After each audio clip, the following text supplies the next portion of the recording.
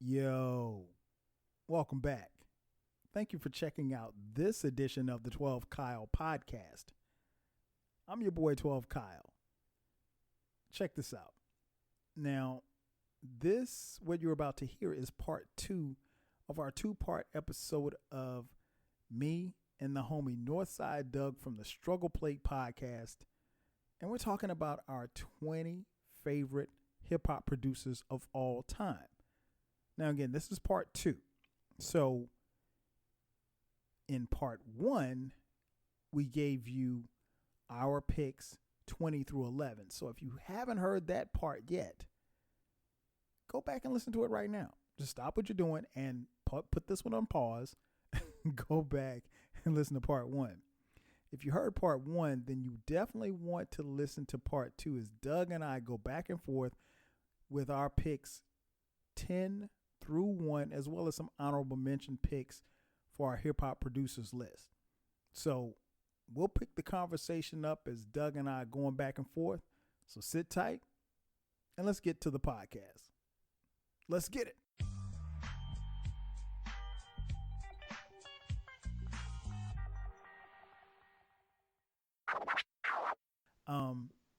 So let's switch it up.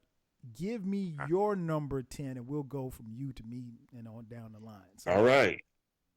Right. Here is the list where I started moving and rearranging things. Once we got to 10. Once we got to 10, I was like, oh, this don't belong here. Oh, should I be biased? They gonna be mad. Nah, fuck that. Who cares? Who gives a shit, man? Because it's one person that I haven't. I'm interested.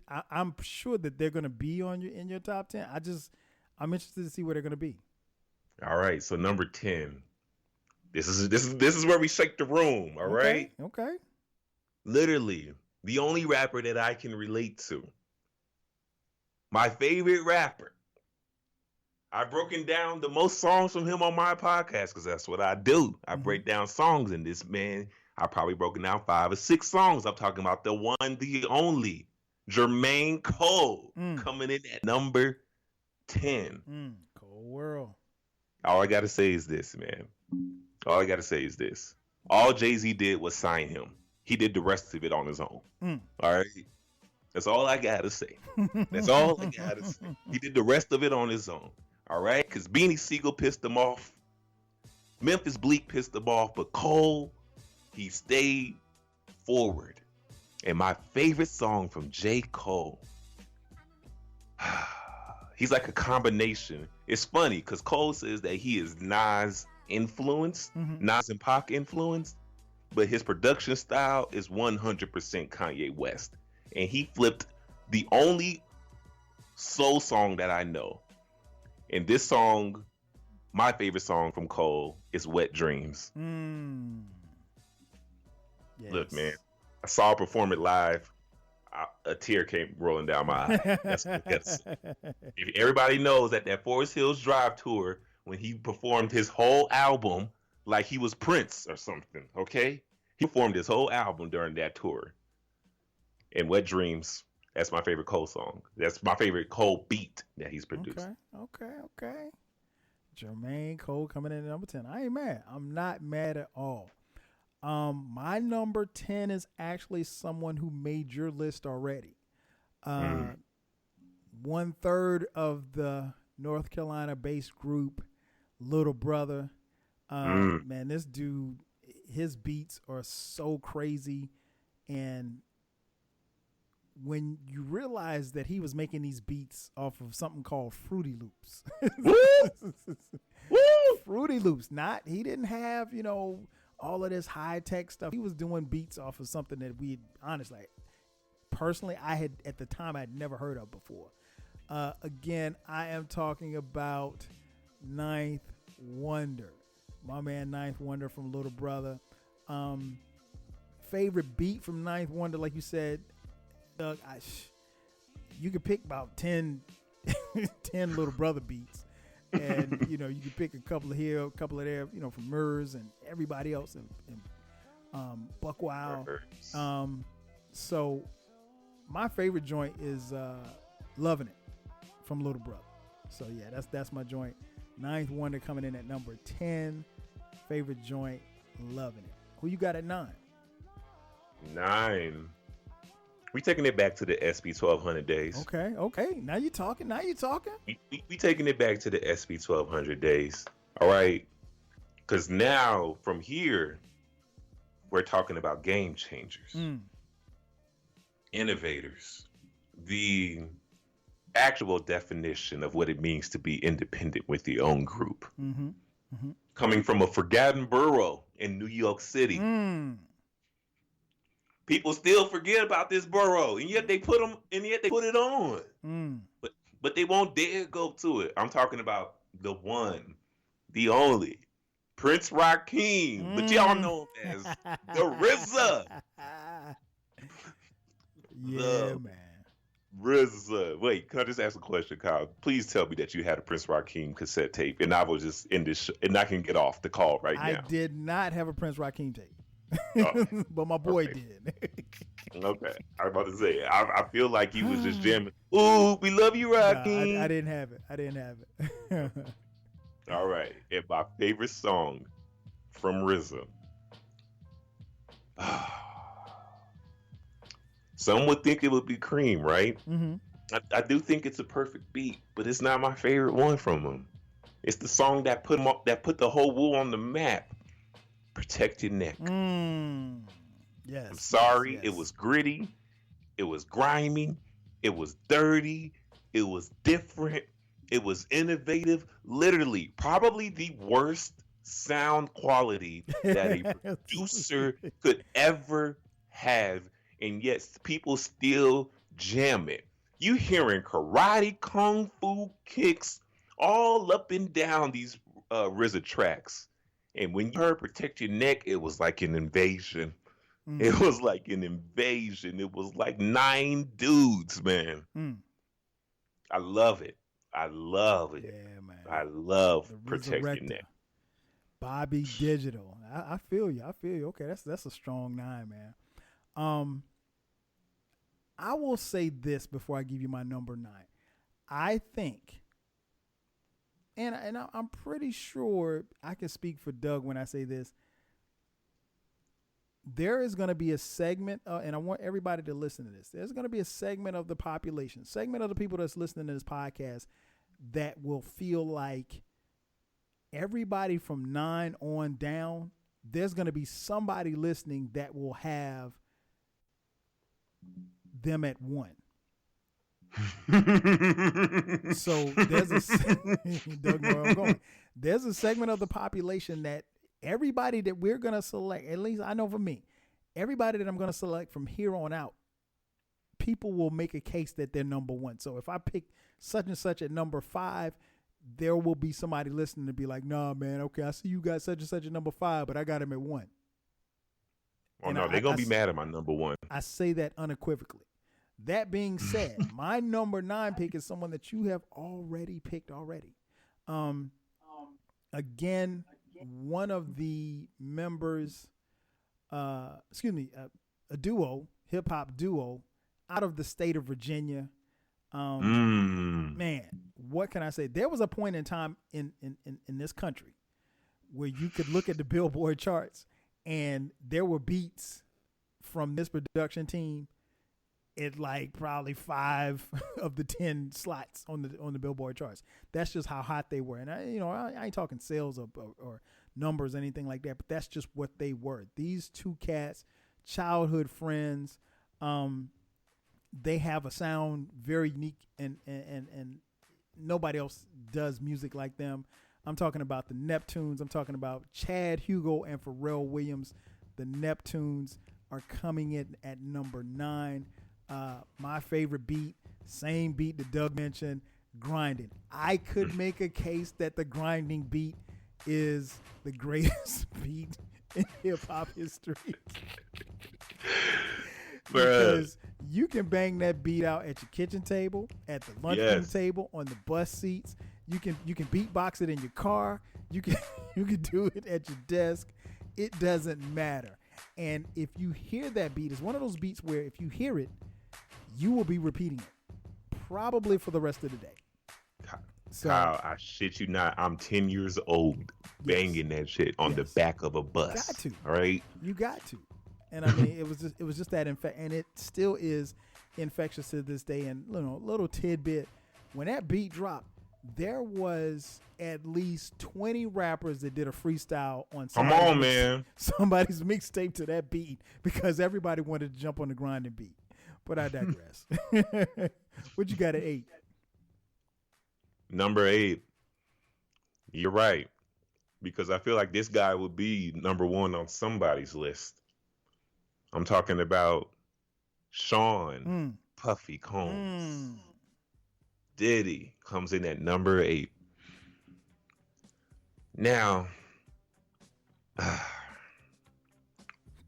this was so hard for me to pick because Diddy is a legit producer. All right. He from head to toe. All right. He literally finds the right rapper to write his rhymes so that he can write his checks. Right. Okay. He finds the most amazing beat makers ever. But this song makes me it makes me say that this is Puff. And this is my favorite Puff song. And that is I'll Be Missing You. Okay. You know, I think of, like you can associate Diddy with Juicy, but you can't really associate him with Hypnotize. You can't really associate him, with Sky's the Limit. You got to give it to the Hitman. You know what I'm saying? But I'll Be Missing You, that was Puff, breakout into really going solo, and doing his thing. And I'll Be Missing You, man. I'll do the Puffy dance every time I hear this. I ain't gonna lie. I'll do the Diddy bop. You know what I'm saying? Oh, it's nothing funny. to me. That's funny. Yeah. Number 8, Diddy. I'll Be Missing You. Okay. Yeah. Shout out to the police. Yeah. Okay. 8. Okay. I did mention that number 9 were 2 cats out of Virginia. Number 8 is also out of the state for lovers, the state of Virginia.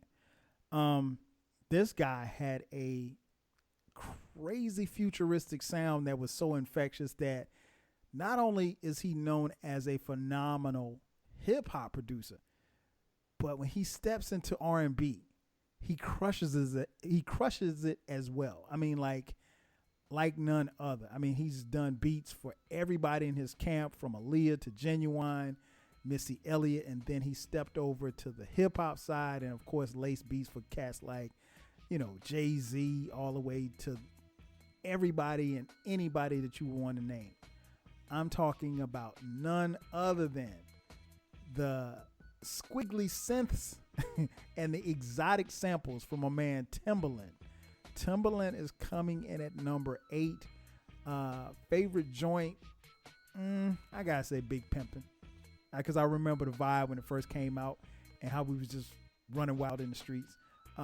Yeah, so that's for me. Number 8, Timbaland, Big Pimpin'. Timbo the King. Timbo the King. You're at 7. Oh, Kyle. All of my friends in Cali gonna kill me with this pick. I shit you not. They're gonna come from my head, and I'm ready for it. Man, you really had me with that Timbaland pick. Wow. I didn't think he was gonna be. All right, number 7. Let's just get to the shits. Dr. Dre.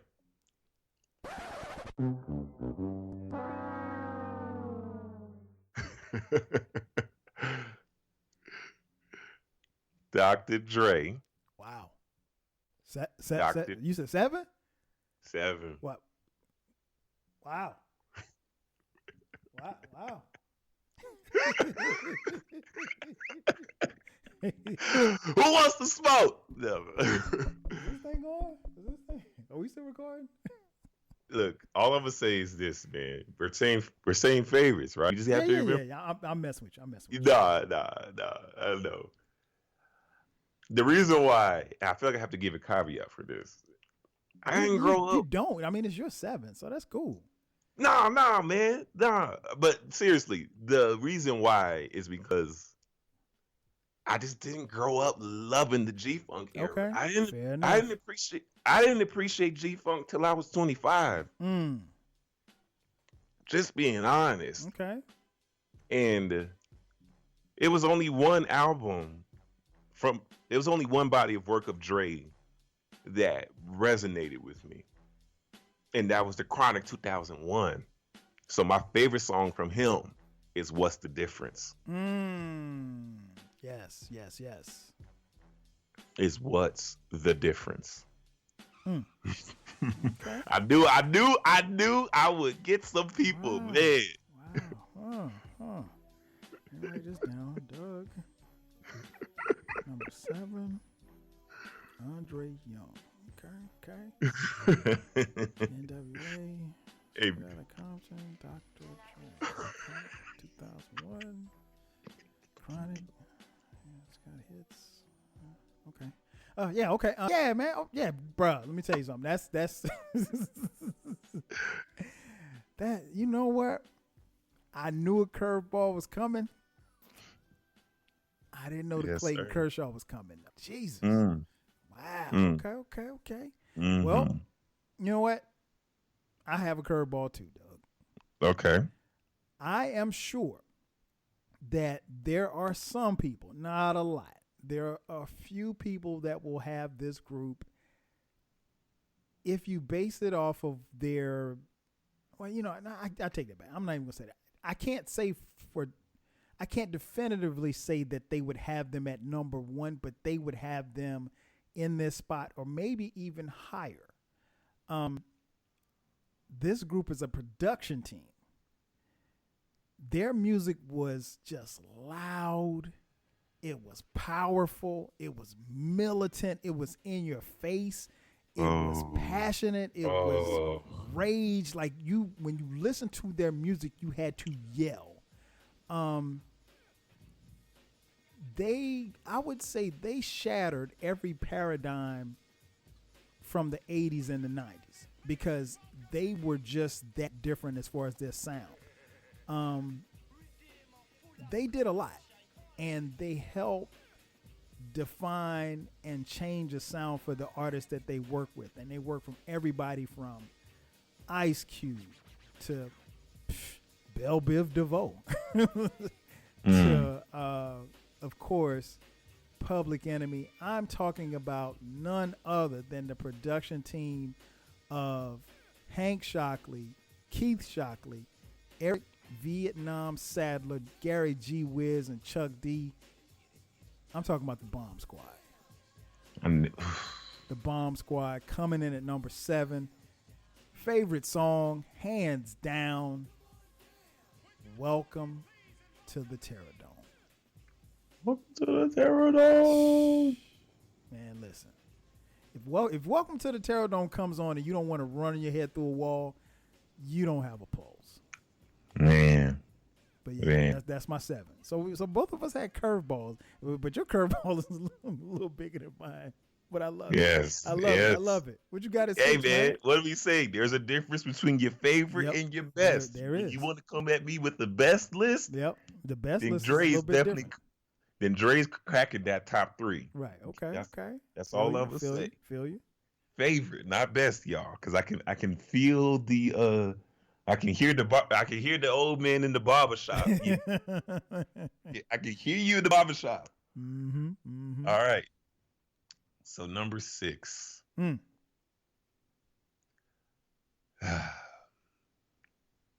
I was very upset that you had him so low. But now that I see where your head is at, I see I'll let it go. I see it now. I'm talking about Swiss Beats. Growing up, Swiss Beats was my favorite producer of all time until Kanye West came into the game. Okay. Rough Riders is the beginning of my love for hip hop. Makes sense. All right.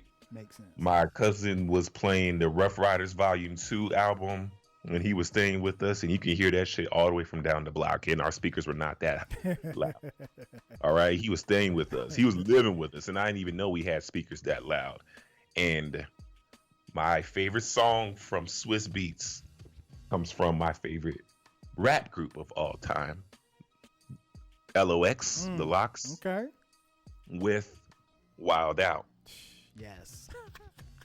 Yes. Come on, man. Oh, Just I love a that bad. joint. I love that joint, man. Come on, you can't get any. Literally, that is still their go-to song when they perform. It is. It is. It definitely is. Man, I ain't mad at that, man. And you see why. I mean, Swizz made my list. He was a little further down, but he made my list. I see why, and based on your description, I see why he is where he is on your list.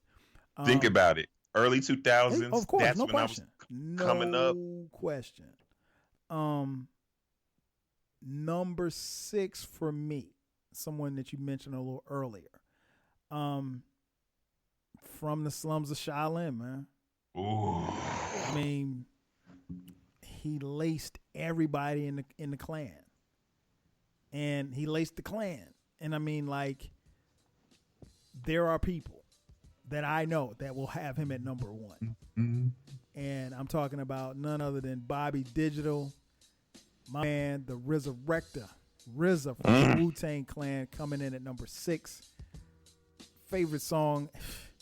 Now, this was hard trying to figure out a favorite song. I mean, because I could go Winter Wars, I could go Daytona 500, I could go anything off the first album, but I'm going to go to the Purple Tape, Incarcerated Scarface. That was my shit. You couldn't tell me I wasn't Raekwon on South Carolina State's campus when that shit was playing. Oh! Yeah, man. So yeah, my 6, RZA, coming in at number 6. All right, man. All right. Top 5. This is gonna be interesting. Oh, yes, sir. I see what you got. I see what's left of what I think you might pick. Yeah. I'm interested to see who. Well, yeah. Man, you just wait. Yeah. You just wait. Who you got at 5, man? Number 5. Hopefully, I will get back in the good graces of the barbershop with this. I think I will. And I'm talking about the one and the only man who hails from Prairie View, Texas, but he so happened to pioneer a sound that white people overuse now. I'm talking about the boom bap. All right? Arguably one of the greatest rapper duos of all time. Yeah. Come on, man. DJ Premier, number 5. Some people might think that's kind of low. You feel me? Look at this. I ain't mad. I'm not mad at all. And my favorite song from him, New York State of Mind. Oh, yes. New York State of Mind. It's Primo has. It still baffles me how a dude from Texas literally pioneered an entire New York sound. Yeah, man. It baffles the hell out of me. He's not from New York, y'all. He's not from New York. He did right? it. He did it. And he literally built that New York sound that is today. Yes, sir. All the scratches, the piano flips. Come on, man. That's Primo, man. Come on. Yeah. Wow. My number 5. This dude, to me, literally came out of nowhere. Like, when we heard him, we weren't sure of who he was. And it was an interesting time because this was I want to say mid to late 90s. And I think I heard his music before I saw who he was. And I saw his name, and I thought his name was Kane. He signed to Rockefeller. He was an in-house producer. And lo and behold, we found out the dude could actually rap. But his production, chopped up, sped up samples, the early stuff when he called himself the Louis Vuitton Don. Man, listen. Chi-Town's own, come on, man. It's Kanye West, man. Kanye West. Now, I might think Kanye a goddamn fool right now, but we talking music. We talking about his personality. But yeah, and there's a slew of people who will have Kanye as number one, and I ain't mad at that at all. I'm not mad at that at all. You know, we can feel how we want to feel about him and his politics, or him and his antics, or whether or not the boy got his head on straight. And personally, I don't think he's been well since his mom passed. Yes. That being said, the music, and I'll be honest, I don't even really rock with like the stuff he's made over the last 5, 6, 7 years. But that early stuff, come on, man, bruh. Come on, man. He could put his early Rockefeller work along with his discography up against just about anybody's and win.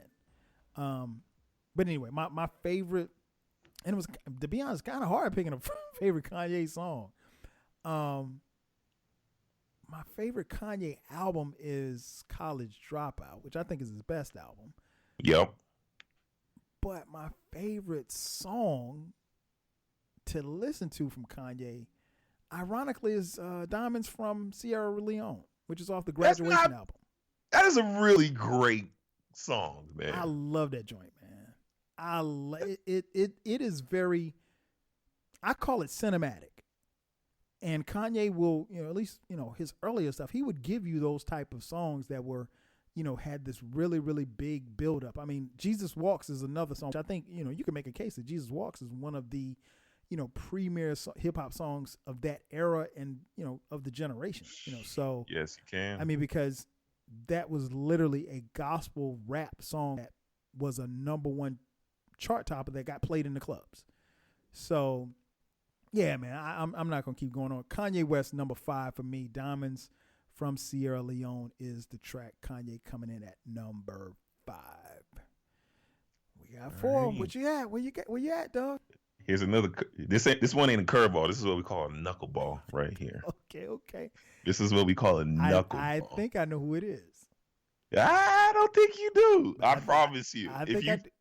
I'm doing the numbers. I think I do, but go ahead, because we talking favorites, not best. Yes, we talking favorites. Okay. So this man, he's produced my favorite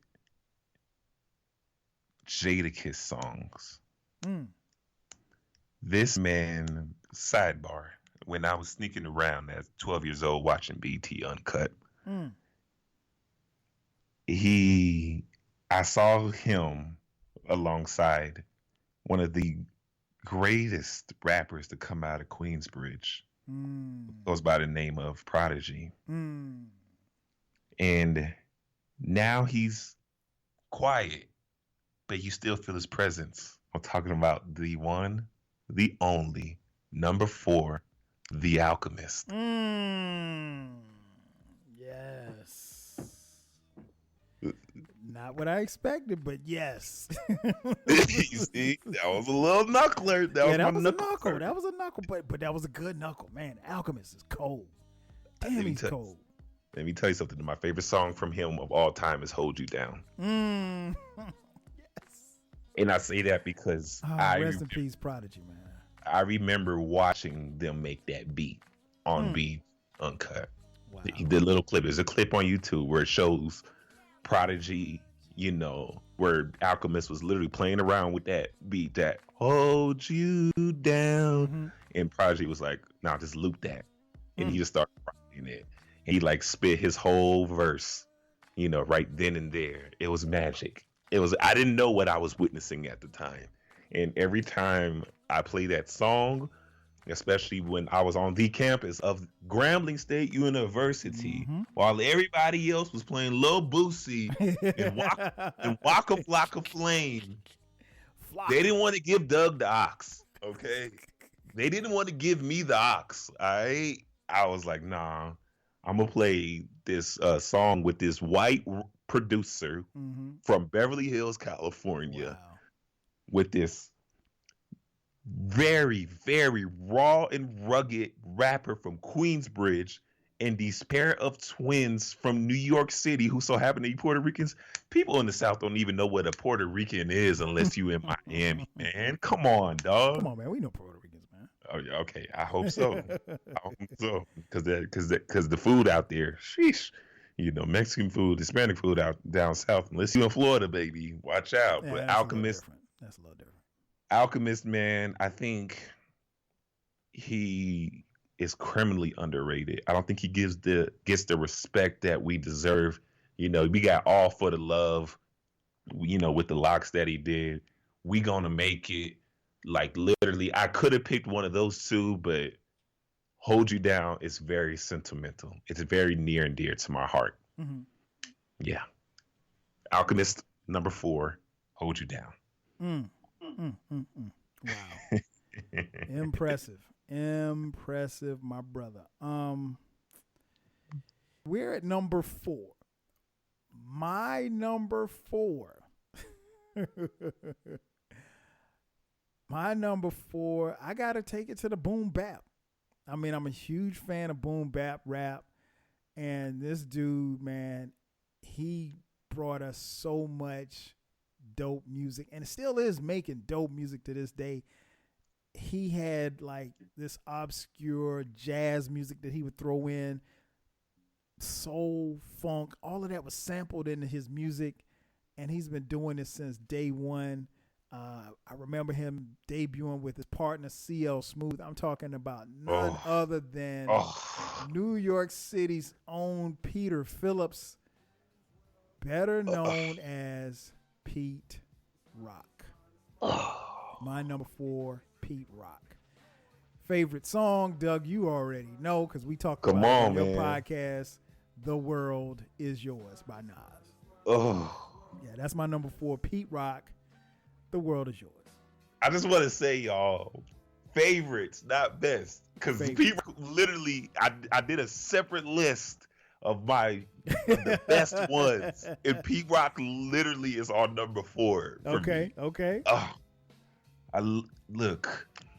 Oh, man. Literally, the greatest story that was ever told on wax was next to Pete Rock and Pete Smooth with They Reminisce. That's literally the greatest story that's ever been told, in my opinion. There you go. But, so we're at number 3. Number 3. This is when I knew we were going to be in trouble. All right? Because my number 3 was like your number 19. Or like your number 18. Literally, there was Kanye West, right? Who I believe saved New York rap, saved Rockefeller Records after Jay-Z made that terrible song known as Sunshine. You know, and then there was another producer who literally ran studios in Rockefeller Camp. He has given us Dipset. He's given us all of State Prop. And of course, Jay-Z, of course, Hov. Of course. I'm talking about, and he's not my favorite. Yes, my favorite mixtape rapper of all time, Saigon. Okay. I'm talking about Just Blaze. Hey, Justin Blaze. Just Blaze is at number 3. Just Blaze and the Blazettes, baby. And it's also the same as you. Exhibit C is my favorite Just Blaze. Okay. Now we got something in common. Okay. It's my favorite. I was literally listening to it all morning long today. Wow. Exhibit C is one of those joints that when you play it, you got to play it again. Like you're not going to just listen to it one time. Literally, you can. God. And for years, we had nothing else to play because J Electronica was never coming out. That was it. J Electronica was never coming out. We was like, this is like, bro, Kyle, you got to think about this for me. I'm literally stuck in Boosie country. Right. Okay, I'm stuck in Boosie and Webby country Wow. in 2012 in college, Wow. about to pull my hair out, literally watching people call Waka Flocka the greatest rapper of all time. All right, literally watching people talk about Hurricane Chris like he's the second coming to Jesus. And then I turn on MTVU. I know they didn't have that back in your time, but we had MTVU where we was discovering, the stuff. Okay. And I heard this song and I wanted to cry because I was just like, there is a God. Hip hop's still alive. There is hope. There is hope. Exhibit C, like literally, it's one of those perfect hip hop songs, Like New York State of Mind is a perfect hip hop song. They Reminisce is a perfect hip hop song. Can't Live Without My Radio is a perfect hip hop song, And Just Blaze and the Blazettes come in at number 3 with Exhibits. Okay. Man, can't go wrong with that. I'm looking at the list here. All right. Doesn't look like we're gonna have. No. Don't look like we're gonna match. My number 3. From decade after decade after decade, this dude is giving you hits. He's giving classic songs. He's giving you anthems. He's, helped produce some of the greatest acts from NWA to Ice Cube, Snoop, 50 Cent, Eminem, Kendrick Lamar. Come on, man. Straight out of Compton. My man, Dr. Dre, coming in at number 3. He's going to be number 1 on a lot of people's lists. And my favorite joint, man, is nothing but a G thing. I mean, that's still my joint to this day, man. It still bangs to this day. So at number 3, I have Dr. Dre. All right, man. Number 2. All right. What you gonna do? Oh, I'm gonna get biased on y'all now, man. Okay. I'm going because there's somebody out there that you haven't picked that if you don't pick them on this pick, they're not gonna make your list, and I'm gonna be very surprised that they don't make your list. God, man, where am I from? Hey, where am I from? Windy City. All right, you from the Windy City? You from the All right, Chi City. You feel me? NorthSide Doug. That's what they call you. From the North. Literally, dog. Literally. All right. Let me tell you something about this, man. The Bible says that you should not worship false idols. All right. And this man, I idolized this man. I dressed like this man. I tried to rap like this man. I remember when Fruity Loop came out and I tried to make beats like this man. Okay? I wanted to be Kanye West. All right? I wanted to be Kanye West. He comes in at number 2. Wow. Yes, Chicago had Common and Twister. All right. Fun fact, y'all. Twister was the first artist signed to Loud Records. Wow. That's all I gotta know say. that. That's all I gotta say. It didn't work, but he was, Steve Rifkin signed him first. All right, before the Woo. Just gotta say that for the record. All right. Before the Woo, before Big Pun and Fat Joe, before Dead Prez, it was Twister. All right, but come on, man. When Kanye, he just said, "Yo, I can rap. All right. People think that it was Jay that discovered Ye, but it was Dame. It was Dame. Yep. But Dame said, "Nah, nigga, make these fire beats. That's what you're gonna do." Right. And my favorite Kanye West song of all time is from a song that I listened to from my grandmother that he sampled. And it pissed off my entire family because my family is Shaka Khan fans. Okay. So my favorite Kanye song of all time is Through the Wire. Yes, sir. Yes, sir. I can tell you exactly where I was, what time of day it was when I first heard this song. And I said, Chicago, we have arrived, God damn it. Sit down, New York, down LA, sit down, Atlanta, Chicago, we are here. Literally, everybody, Common. All right. How do you revamp Common's career? And Common already could have finished after 2000, after Like Water for Chocolate. All right. He'd have to do another album after that. How you do it with Twister? Come on, man. He gave us John Legend. Yes. All right. He gave us John Legend. All right. He's revamped Pusha T's career. Come on, man. The legit difference between a producer and a beat maker. All right. God. Jay-Z, you're welcome. All right. That's all I gotta say. Welcome. And just wait till you see who I got number one. Because Jay-Z's gonna be thinking Jay-Z just needs to thank Chicago. Yes, Kanye West, number 2, Through the Wire. Okay. Wow. Interesting. Man, my number 2, guy that you mentioned a little earlier, a lot of people, more than enough people that are listening to this podcast are going to have him at 1. This guy came from Texas. Woo! Came from Texas. Went to New York City, teamed up with his boy from Boston. And they formed a group. They formed a group called Gangstar. I'm talking about Premier, DJ Premier. I mean, he rewrote the rules of hip hop when it came to scratching and infusing jazz and just everything. I mean, he influenced everybody from Tribe to Dilla to the Roots to everybody, man. And I mean, like, his production style is very distinct, is very unique.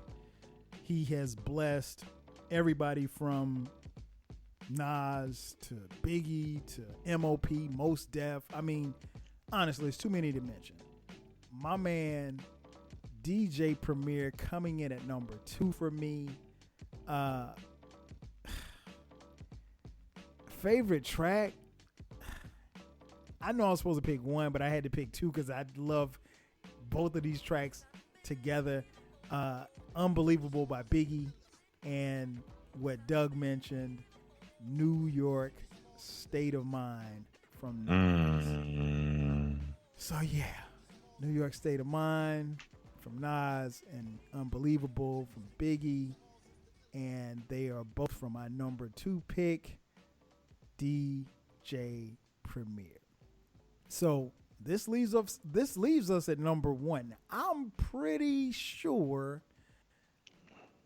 that I know what your number 1 is. I had no idea that he would make number 1 for you. But he said favorites, not best. Yes, but, he did. Yeah, man. I'm not surprised that he's on your list. I'm surprised he's this high. But why don't you tell everybody who your number 1 is? Because I'm sure there's probably at least 750,892 people listening right now that don't know who your number 1 is, but I do. My number 1 producer, my favorite producer of all time, is the reason why Kanye West is Kanye West. Backstory. Talk to him. Kanye West, he was a young, he was always crazy. All right. He cursed out a record exec in Atlanta, and he got kicked out, because that record exec so happened to be Jermaine Dupri's dad, And his mom was like, "Yo, you need some guidance, you need some mentorship."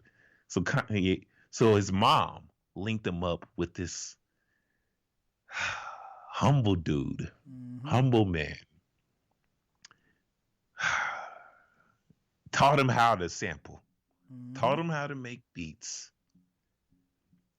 Fast forward to 2016, I want to say he revitalized. He helped Jay-Z change the rules of hip hop in terms of if you're old, you're washed.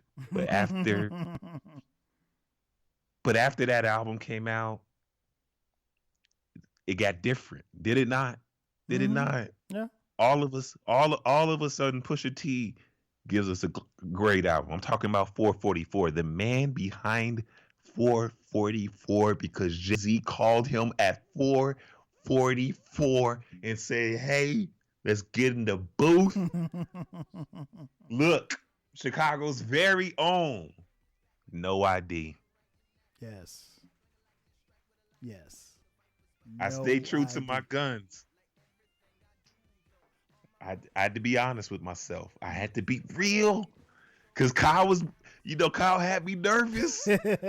Kyle had me nervous with this list.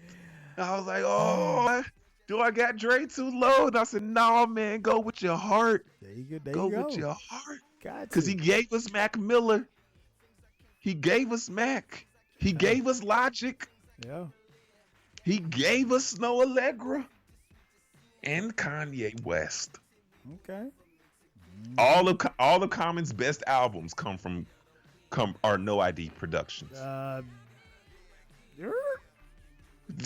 say it again. If it wasn't No ID, it wasn't for No ID, and I'll throw Kanye in for B in Finding Forever. I'll give. No, here's where I disagree. But that direction and that come on, that Like Water. Who produced Like Water for Chocolate? Hold on, I might be getting that wrong. But that Resurrection. Okay. But that Resurrection. Yeah, I'm sorry. man. I love Resurrection and The Light. Come on, man. Look. Who produced The Light? Look, he was behind it all. All right, everybody did it together. He didn't produce The Light. He didn't produce. Everybody was together. I know it was Jay. But everybody was together. In my mind, he just did it all during that time. Yeah. All right. But you're right. That's a Dilla joint. Yeah. All right. I know hip hop heads. Right. I know hip hop. I know you know. I'll mess with you. Yeah. But so that's your number one. No ID is my favorite producer for all. Nothing wrong with that, man. Nothing wrong with that. No ID. Before I tell you my number one, No ID was. I told you how I started writing a list, and No ID was on my original list. And as I started, kind of dwindling it down, he ended up at like 21. And so I was mad because it's like, damn, I want him on here, and I really wanted him, not because, because you or anything. Like I like his style and his flow and how everything and. He doesn't make bad beats at all. So, and everything seems to be catered toward whoever's rhyming on whatever he's making. But he just didn't make the cut for me. But I knew he would be on your list. And as you were, listing him off, and I'm looking, when we got inside of 10, I'm like, oh, so we going there. He in your top 10. I was like, okay. So I wasn't saying anything, but I was taking kind of like a mental note. Yes, sir. Nah, I'm not mad at that at all. Not mad at that at all. Again, favorites, not best. Yes.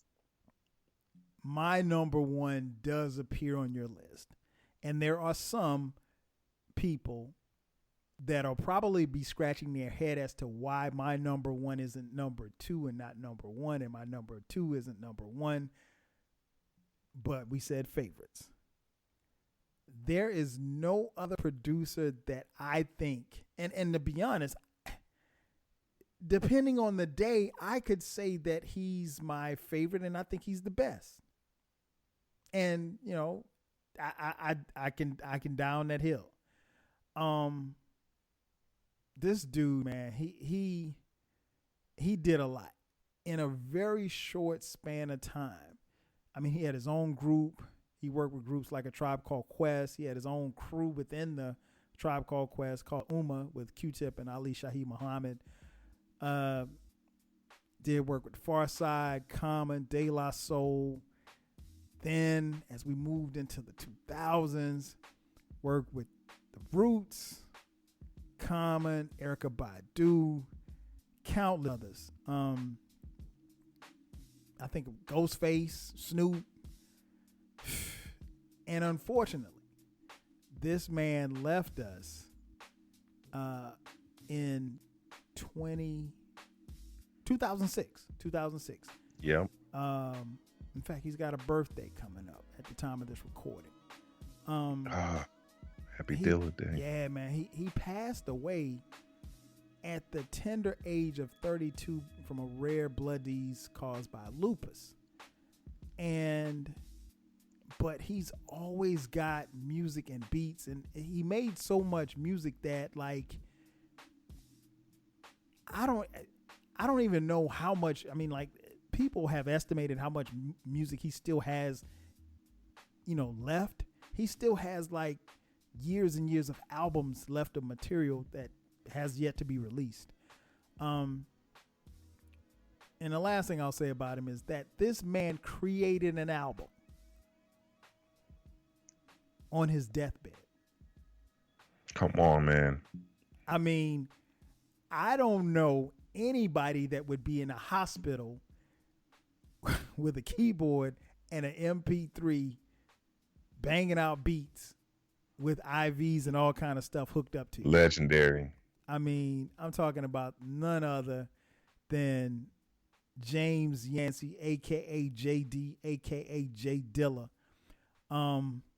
That's my dude, man. I mean, I'm backpack, boom bap, whatever you want, he's going to give it to you. I mean, like you said, he could make a song like The Light from Common to a joint with Erykah Badu. Like, didn't you know? Don't Know What You Got Till It's Gone by Janet Jackson. To, my favorite joint from Dilla is and always will be Climax.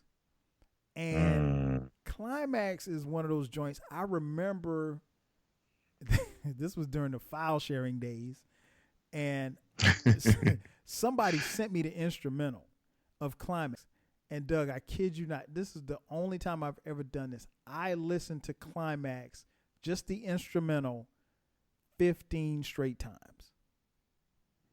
Just he does that to you. I just remember sitting at my computer and I could not get. My wife was calling, hey, come and eat dinner. I could not get up from the computer because I was mesmerized by that sound of, and it blew me away. And I remember recording it, putting it on tape, putting the tape in my little tape deck and listening to it on a loop and going to sleep. That particular song. Dilla, man, is crazy. I mean, when I listen to his albums and his songs, and I wonder, like, I wish I could, I wish he was still here so you could talk to him and say, like what made you make that sound to make that sound like that? Because nobody can replicate his stuff. That's the crazy part about him. You can't. I mean, again, the Donuts album literally was done as he was, and we don't know if he knew he was dying. He went to sleep and didn't wake up, but he literally completed that album on his deathbed. And yeah, man, that's my number one, man. J Dilla, favorite song, Climax. So that completes our top 20 favorite hip hop producers. Yeah, we can get into some. You mentioned something about some honorable mentions, man. Who do you have for some of your honorable mentions? Well, before I get into that, I forgot to say my favorite No ID song. Oh, go ahead, yeah. Because I was just getting so excited, for this intro, for the build-up.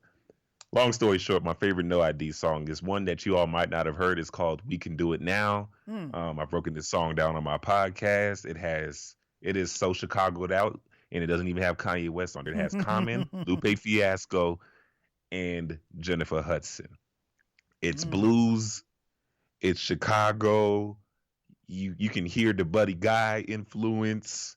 You can hear Lupe giving us his triple entendres, and you can hear Jennifer Hudson giving us her soul. and Common just doing his good old fashioned hopeful bars because he's a hopeful nigga. I like, I like the angry Kanye. I Right. like the borrow for a dollar Kanye and the resurrection Kanye. But yeah, that's all. We can do it Wow. now. No ID. Now, in terms of my honorable mentions, Mm-hmm. see, now it was really hard for me to leave Timbaland off this list. Wait, what? Tim was not on the list, Yo, I didn't see that. and I did that because Wow. I love Timbaland's R&B work more than Okay. his rap. Okay. Makes sense. Makes sense. I love everything that he's done with Aaliyah. I love everything that he's done with Justin Timberlake. Mm-hmm. And I love everything that he's done with Genuine and Missy. Like you can count Missy, you know what I'm saying, as like hip hop. I think she's hip hop, but I look at Tim as like somebody who transcends hip hop, Mm-hmm. with his music. He was on there. If we're talking real West Coast, Mm-hmm. DJ Battle Cat. Mm.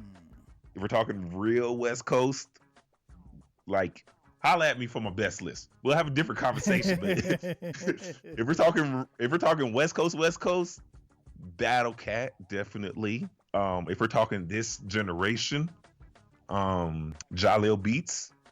He produced Bobby Shmurda's Hot Nigga.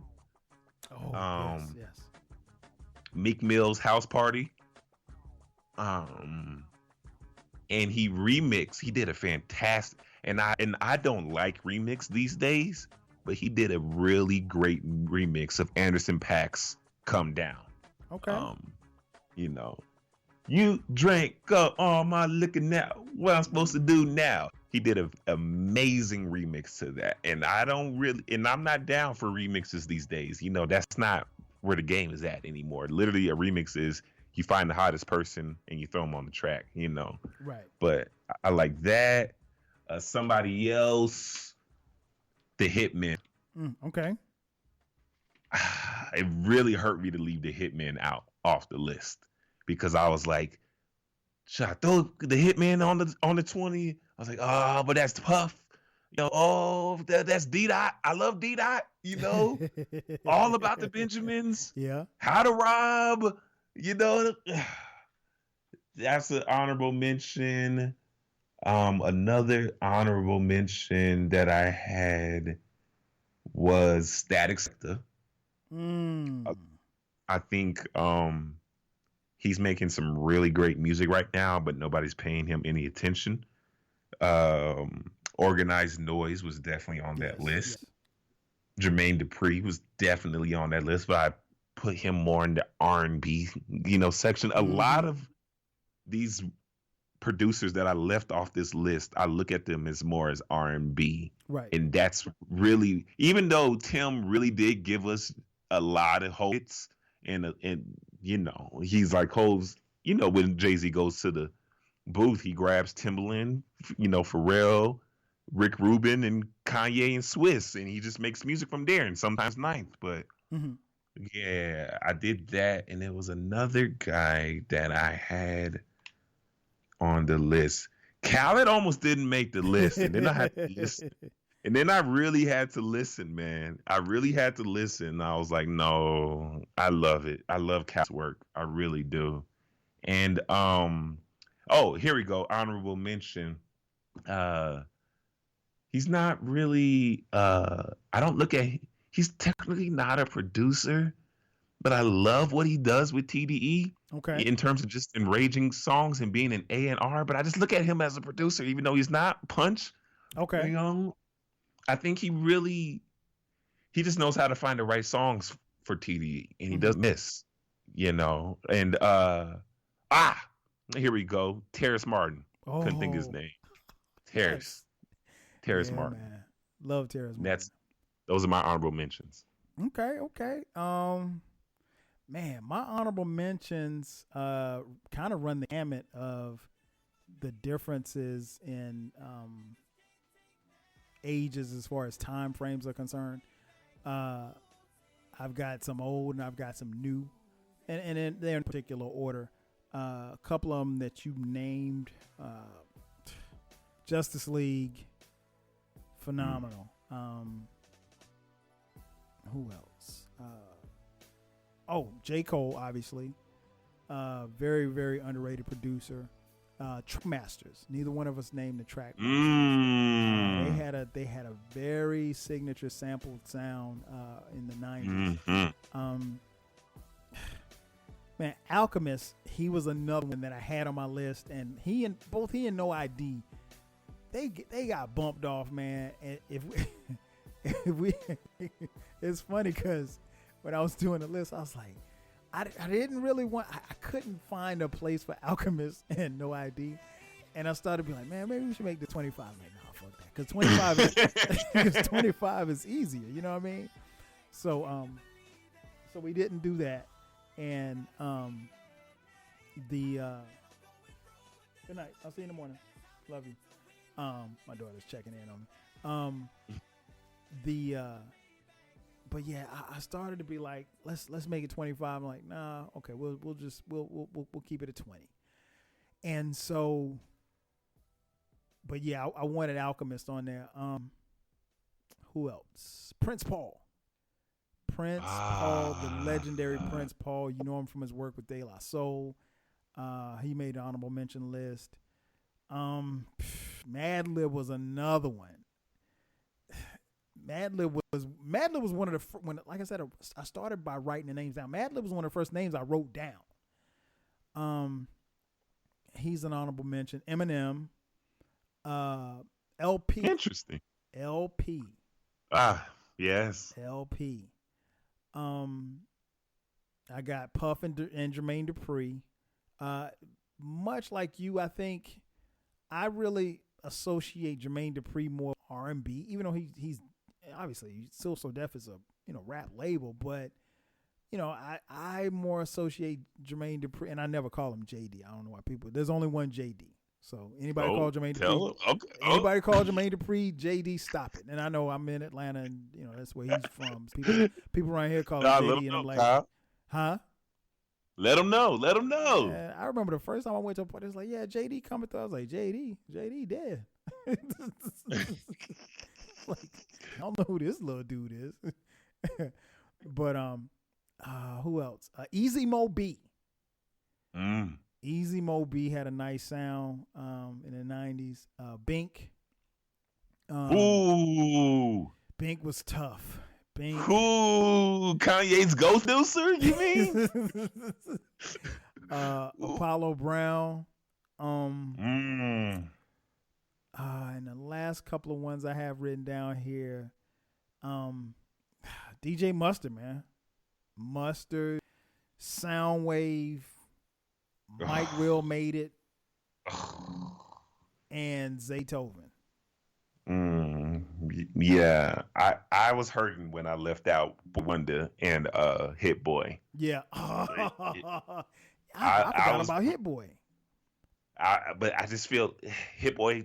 He wouldn't make my list, but I forgot about him as far as honorable mention. He's got some. He just hasn't done enough for me yet. That's my gripe with Hit Boy. And you know what? To be honest, if we're being honest, it's just like anything else. When you make it into a type of top 20 list, it's probably easier if you do it by the years or whatever like that, because as you can tell, the music and the sound changed so much over a period of time. So it's not to say that I didn't expect, Rick Rubin to make your list. Right. Rick Rubin came through in my era, so Rick was going to make my list. You would have to smashed the 80s. Yeah, exactly. You would have to go way back really to get into Rick. And it's not to say that you couldn't, because some stuff, and I listed some of the stuff that he did with Run DMC. I mean, that stuff is just classic stuff. But you know, some of it, I'm not saying you had to have been around during that time, but to have a level of appreciation to put them on your favorites. I don't know too many 29 people that are going to say Rick Rubin, because, I mean, literally some of his best work happened before you were born. You know what I'm saying? Yeah. And that's not to say No, that you couldn't go back and listen to it, but it's a different vibe. I tell people all the time, if my dad introduced me to Rakim. So what does that mean? That means my hip hop knowledge stops at 89. Right. You know what I'm saying? Like 88, 89 ish. Right. You know, and that's saying a lot, because there are so many, I don't want to say kids, so many people your age, of your generation, that didn't have parents that would say, hey, listen to this, or hey, let me put you on this. You know, if you if you had never said Eminem was your favorite rapper, who knows? We might not be having this conversation. You know, we might not even. You know what I'm saying? So, you know. Yes. Yeah, man. Like it's always interesting. I'm looking at your list. There's nobody on here that I have. I'm not even mad at Puff. I couldn't put Puff, because Puff is more of a coordinator. You know, he's definitely more of a producer than he is a beat maker, and we know he has, like you said, in-house ghost producers. Khaled was a guy. I wouldn't put Khaled on my list, but I understand why and where he's located. I was glad to see Eric B make your list. You got me with, how the hell I forget Cool and Dre. Cool and Dre at the very least should be on my honorable mention. But yeah, Justice League. I love Justice League. Yeah. Literally, live instruments, you know, like for real in Justice League, they got it for this generation. Man, let me tell you something. Justice League is one of those teams that I think if they had been, you know, in the 80s, they could have fit. They would have manufactured a sound that would have fit the 80s. They would have manufactured a sound that would have fit the 90s. And I think, you know, some of Ross's best stuff is Justice stuff.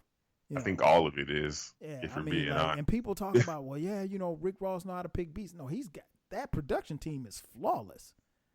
You know, I mean, and I, as much credit as they get, I don't think they get enough credit, to be honest. Yes. Yes. But they definitely ushered in a sound that, you know, is really, and it changes and it fits whatever he's rapping about. Like it's a perfect mesh, I think. Did you have Marley Marl? Yeah. Marley Marl was 12 for me. I had Marley at 12. I figured that. I could not leave. I figured that because I just remember I was like, he gonna have Marley in there somewhere. Oh yeah, gotta have Marley somehow. I mean, Marley gets on there if for nothing else for Eric B and Rakim and Jingling Baby. Those will earn you a honorable mention if nothing else. But I was also really conflicted with Scott Storch, you know, because literally Storch has played, because I wanted to put my favorite Dre song, what is it, Still DRE. Mm-hmm. Yeah, but I can't. But I can't not think of Storch, you know, in those pianos. Well, you remember he did a lot of stuff when he was a member of the Roots. He produced some of the stuff for the Roots as well. So yes, and to be honest, man, Scott Storch had a run, man. Think about, he did what, Lean Back. Yes. Well, it was another. He had a couple of Queen Bitch. Yeah. Lil Kim. He has some smashes, man. I'm pretty sure he's going to end up on a lot of people's lists. Yes, Storch is that was hard for me. Yeah, I remember seeing him when he was a member of the Roots. I'm like, who's this white boy? He's bad though, man. He was bad for real. Yeah. Anything before we get out of here, and we can tell people where they can find you. Anything else? Anything that was surprising about my list or your list, or just... I just couldn't, literally my top. What was it? My top. You had, when you started off the gate by putting Just Blaze and Swiss Beats at like 18 and 19, I said, boy, we about to have ourselves some. Yeah, man. We about to have ourselves some fun over here, because Just Blaze, man. You got to remember, Just Blaze and Swiss Beats, they were literally, and I want to put Irv too, Gotti,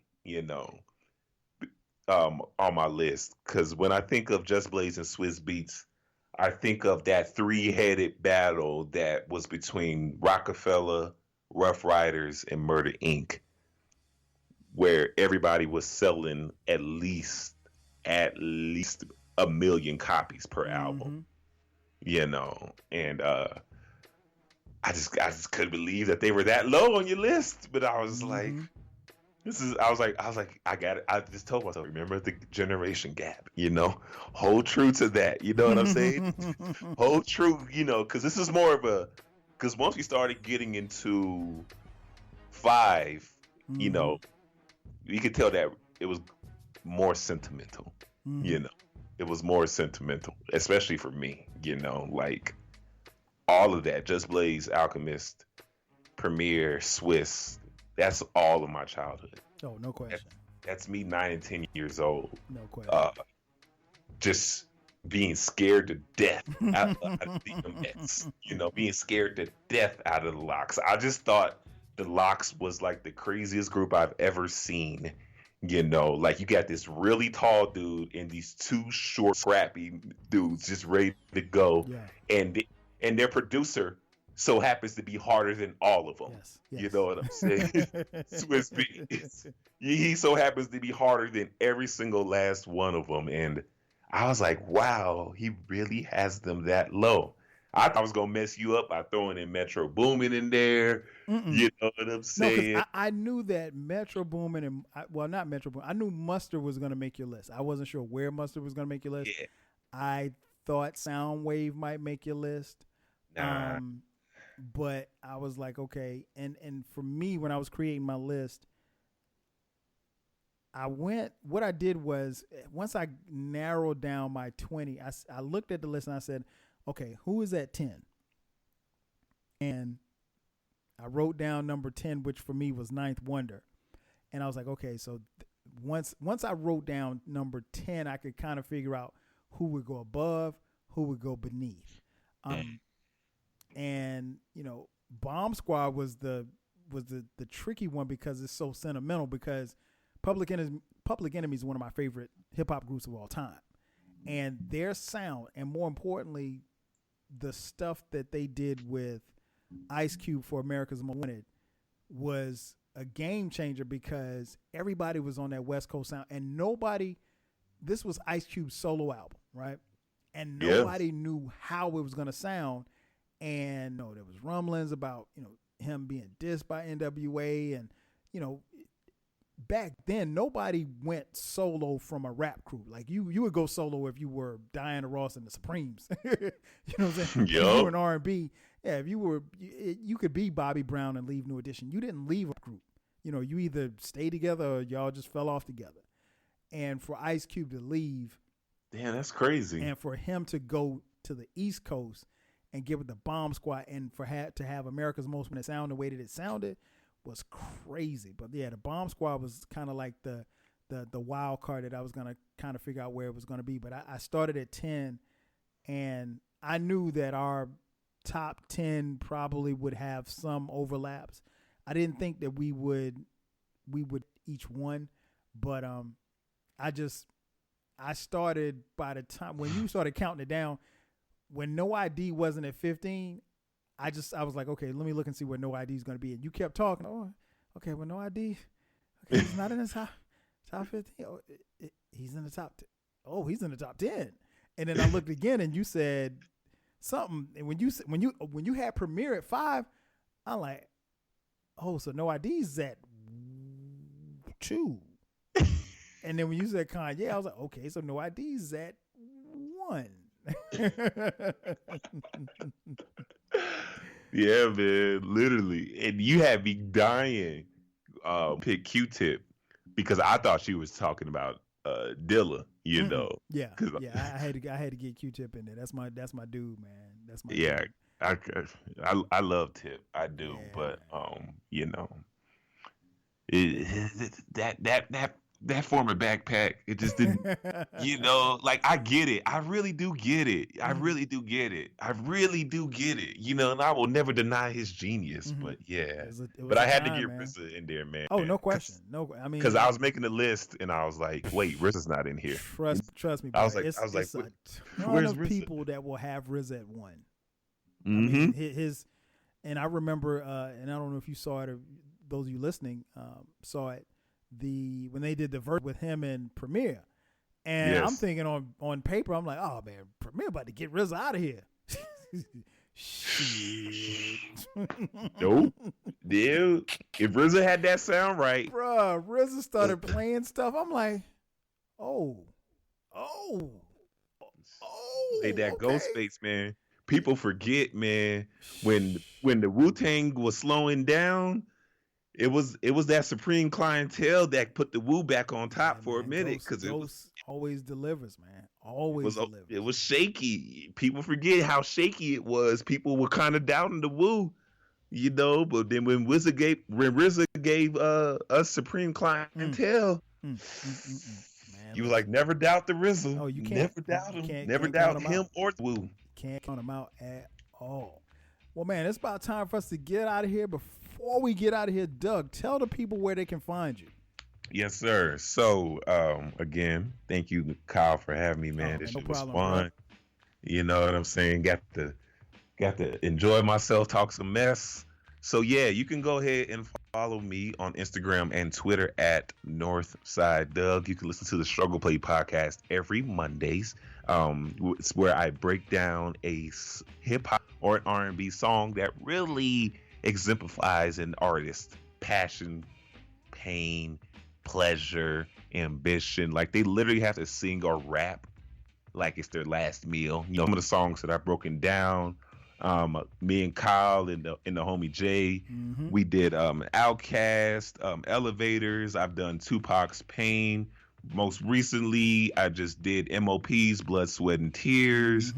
You know what I'm saying? I do Her. I love Her. You know what I'm saying? Every Monday is when my episodes comes out. Thursdays as well is when I do bonus episodes. I got another bonus episode coming out on Thursday as well, man. And you can follow the Struggle Plate podcast on Twitter as well, Struggle_Plate, and Instagram at the Struggle Plate podcast. No doubt. Well, you guys have been listening long enough. You know where to find me. This podcast, the 12 Kyle podcast, drops every Thursday at midnight. Make sure that you subscribe to the podcast. You can find it on any podcast reader that you get podcasts for free. And the reason why I say subscribe is because from time to time this year, I will be dropping bonus content. They'll usually drop on Sundays when I do. So make sure that you subscribe to the podcast. That's going to do it for us. So for my man, Doug, I'm your boy, 12 Kyle. We'll catch you guys next time. 5 Gs. Yeah.